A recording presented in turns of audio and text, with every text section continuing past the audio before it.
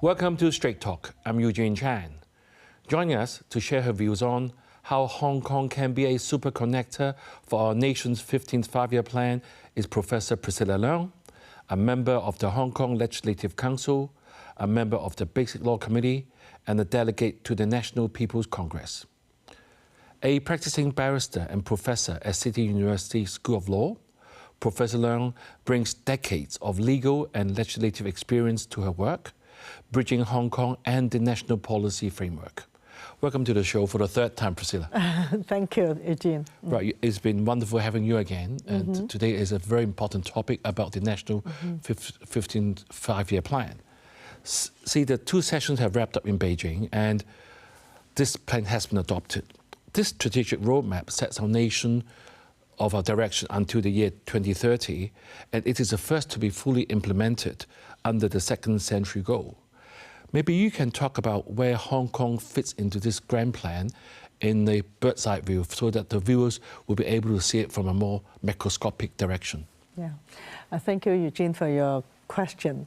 In fact, this 15-year, five-year plan, when it was promulgated during the two sections, we were very excited and delighted, as well as feel very proud that our country can have such five-year plan.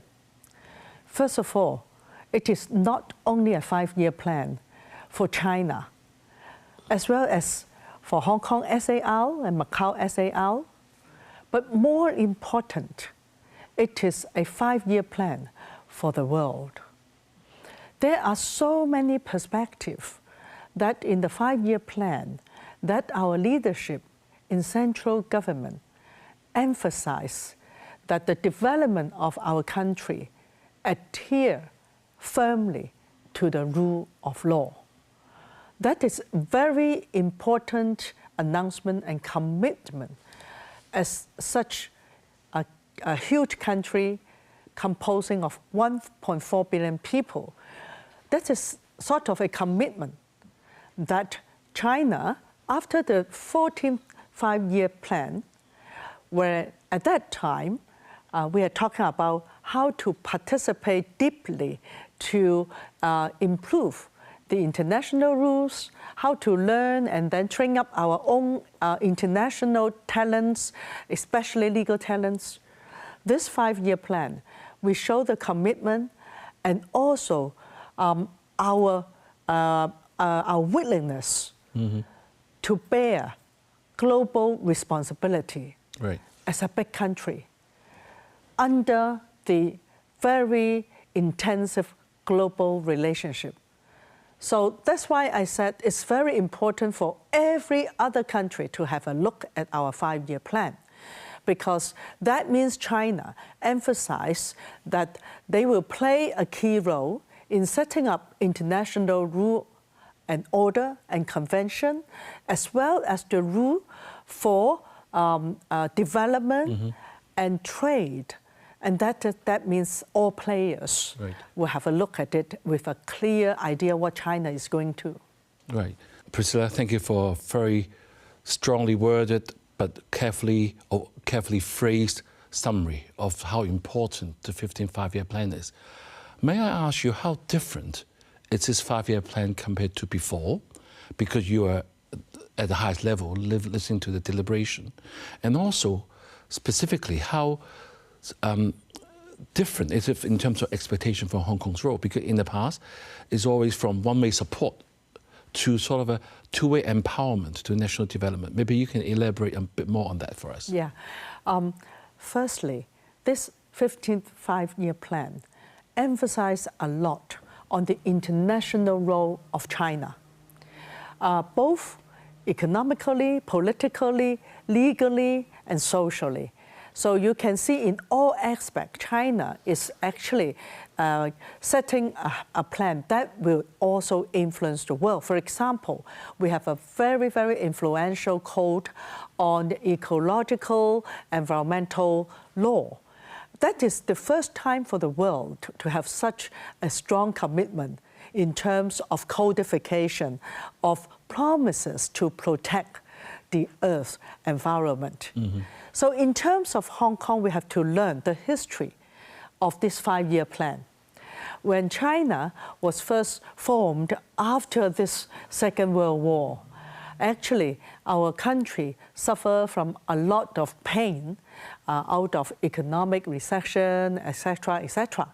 So we emphasize on building up our own infrastructure, our own political system, we set up our constitution, but all this actually we are looking at how to develop ourselves. In terms of international role, mainly we only participate.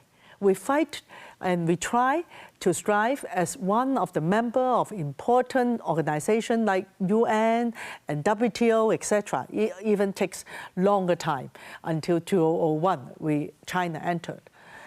But however, this time, if you read the 5-year plan very carefully, China is talking about how to lead the drafting or redrafting or reform of the rules concerning United Nations and World Trade Organization, as well as some other international rule. Why? And this is the part that Hong Kong must play a role. Our Vice Premier, Ding Xueqiang, when he met Hong Kong delegates, he emphasized that Hong Kong, both legislators as well as delegates from Hong Kong, we have to think beyond Hong Kong. Hong Kong plays a very important role, but Hong Kong also has to play a very important part, how to facilitate the whole Greater Bay Area to become an international Bay Area. Right. Priscilla, since you mentioned the word international, I think a lot of Hong Kong people will be very reassured or be very happy that our role can be utilized as being international, because the central government has firmly established that we'll be an international hub. It mentioned us that we'll be international financial, shipping and trade center, aviation hub, etc., etc., even global renminbi business hub, so-called the 10 centers or 2 hubs. So how should Hong Kong further deepen and align with these policy objectives? Because it's obvious we are moving to that direction. How do you see that we can deepen our development in all these centers? I'm happy you bring out this question. In fact, Hong Kong has all along, since 1979, the open door policy, Hong Kong, different sectors have contributed a lot to the present build-up of China, both economy and software system. But nowadays, we are talking about our speed train of China in terms of economy, high-tech, and development, as well as her role in the world. Hong Kong has such DNA. This is Hong Kong. We are bridging both the East and the West, both in terms of our software system. Under one country, 2 systems, this is really a gift that our central government firmly said that we will, for a long, long time, practice one country, 2 system. Low tax, free economy, free currency, all these are the advantages of Hong Kong to serve both for China and for the world. Now we are not only aimed at attracting only our domestic investment from mainland big enterprise. We have to hold hands with all these huge entrepreneurs from mainland of China, from different parts of China, to go together to the world. So that is the bridging power of Hong Kong, because Hong Kong people, we carry this DNA. All our professional bodies, our business people, as well as all other high-tech talents, we really understand how the Western investors think. They want to be protected by the rule of law. They want to go to a familiar system which can communicate with them with like enough bilingual legal talents, professional and all other talents. But at the same time, they want you to be a helping hand, to hold their hand to go into this domestic huge market into China. Right. So that is exactly where Hong Kong different sectors come in. Right. Priscilla, before we go to the break, I want to ask you very briefly. We know that in the area of I&T, where the country really relies us to be part of our nation's modernization. The Northern Metropolis project has been explicitly supported by the central government. And actually, CE said that this development is going to be accelerated. And this needs the electrical approval to set aside the budget of like $10 billion. Do you see this to be approved since you're a legislator? Definitely. For this is long-term investment. Any project which serve long-term purpose, we have to approve them efficiently. Mm-hmm. And we also, in fact, we have to learn something from mainland, the central government. The way that they speed up development is they allow certain kind of room for making mistakes.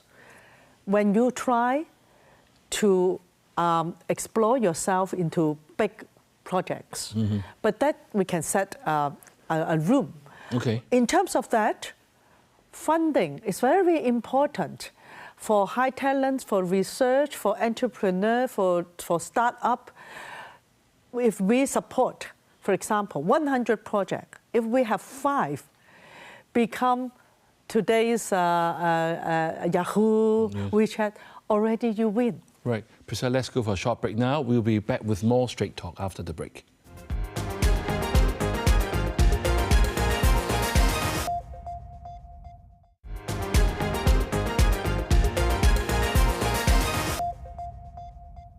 We are back on Straight Talk with Professor Priscilla Leung, NPC delegate and electrical member, as we continue exploring the new 15th five-year plan and how Hong Kong can be a super connector and value adder to this national vision. So, Priscilla, in the first half, you have clearly explained to us how important this is, especially relating to the rest of the world, and how Hong Kong should take this opportunity to develop our strength and to help us and also our nation, not just one-way support as before. Before the break, you mentioned that the China's speed of doing work, that sometimes they allow some mistakes, but Hong Kong people take pride in our accuracy or our sophistication in carrying out projects. And I know that a legal framework has been introduced to electrical to fast-track the project, etc. Can you tell us more about that? Because one thing I'm concerned is, well, everything has to be transparent. How can we maintain the foreign investors for sort of the confidence and the certainty for long term? Thank you. You know, Eugene, I am a barrister, I'm a law professor, and also in the past 40 years, I dedicate my time to help improving and facilitating the legal and judicial reform in China. I do know there are a lot of defects in the growing up of this system. So we do see there may be some kinds of problems, court cases, etc. So what Hong Kong role can do, and how this dedicated legislation on our big projects, especially Northern Metropolitan Town, how to do this, and also the role of Legislative Council.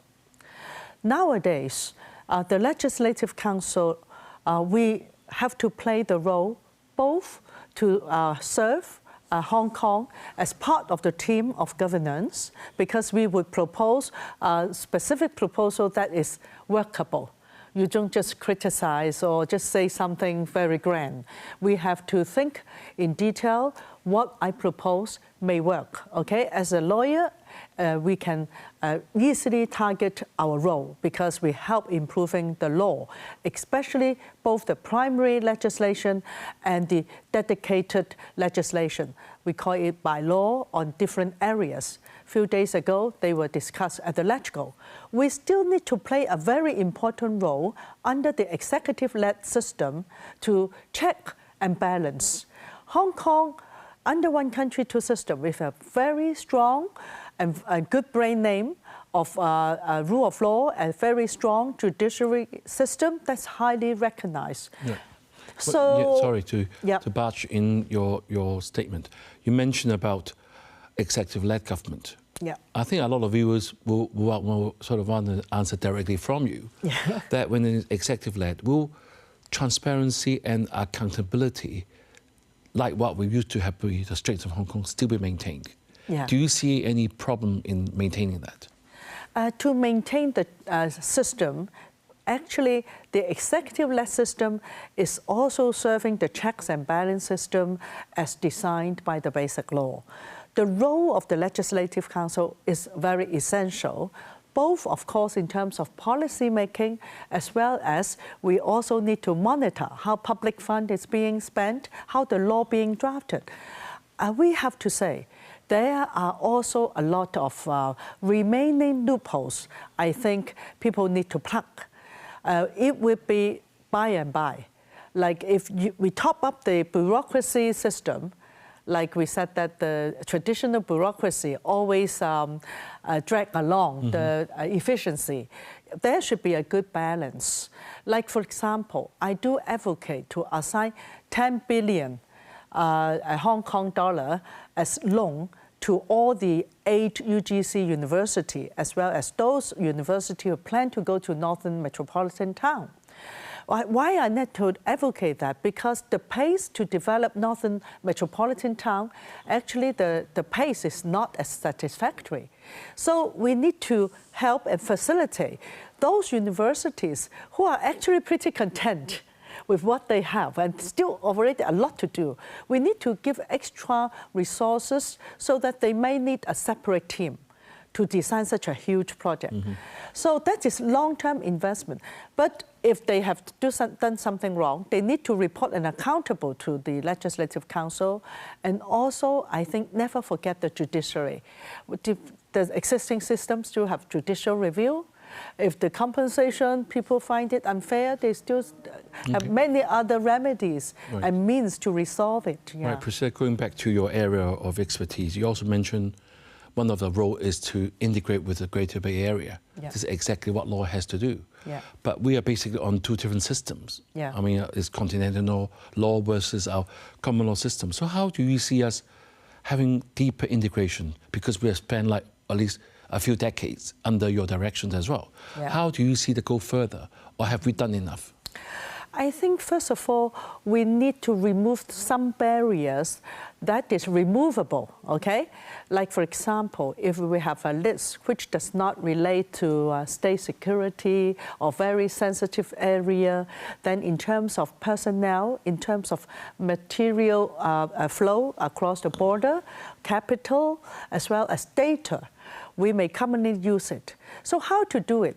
I don't think we might need to have a common legislation because we are practicing 2 different legal systems.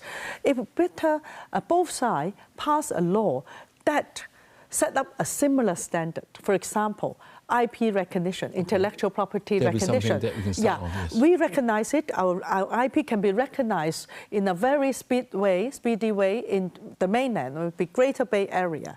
So both sides with the same pace to set up similar standards for all areas I just mentioned. That is very important. In Hong Kong, even domestically, we need to remove those barriers in law and procedure. Right, Priscilla, also another area I want to sort of really ask you about the talent mobility.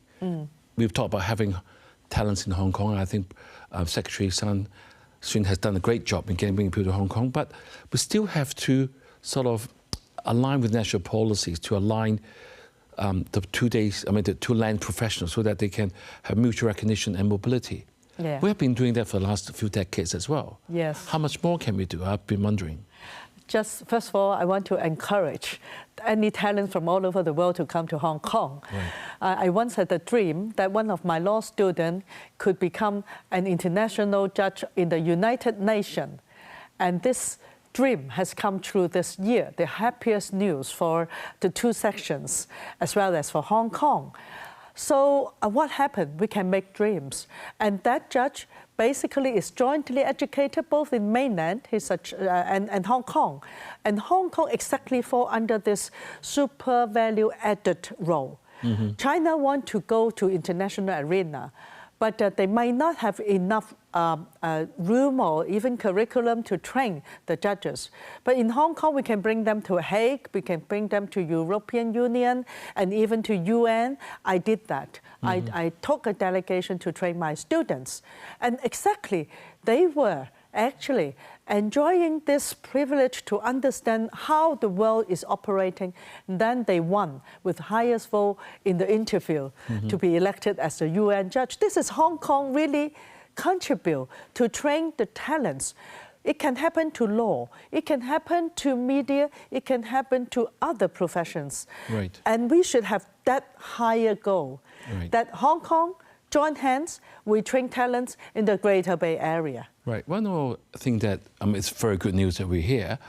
One more thing I think you mentioned earlier, suddenly come to my mind, is that the plan sort of moving China from learning international rules to leading international economic and trade rules. It's a bit different. So what strategic transformation will this reflect? And also, how can Hong Kong align with this shift? Do we have a role to play? Hong Kong has always a lot of role to play. When China entered WTO in 2001, actually, we are the one who trained the judges from different provinces of China to learn international trade rules.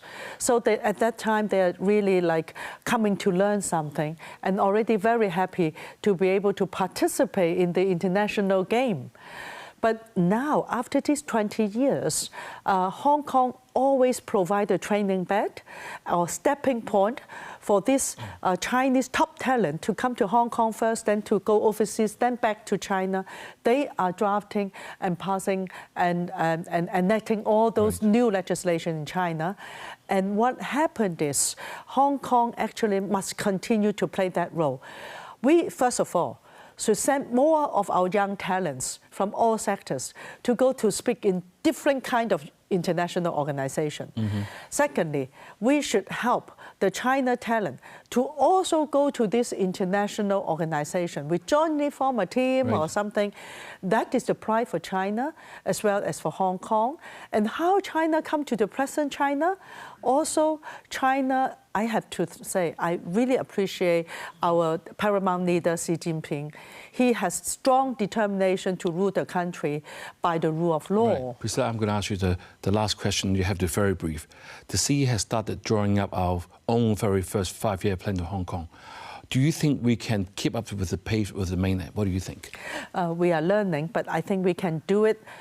This is the first time. It doesn't affect our existing free economy. It's just to set an operative plan for different bureaus and secretaries.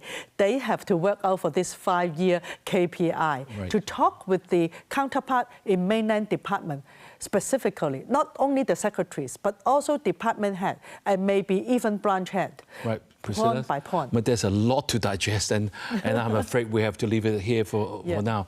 And thank you for your insights sharing with us. As we have heard, Hong Kong's role is no longer just about keeping pace with the 15th five-year plan. We're expected to lead with our unique strength, from our legal system to our international connectivity. The roadmap has been drawn. Can we walk it? Have a good evening and see you next week.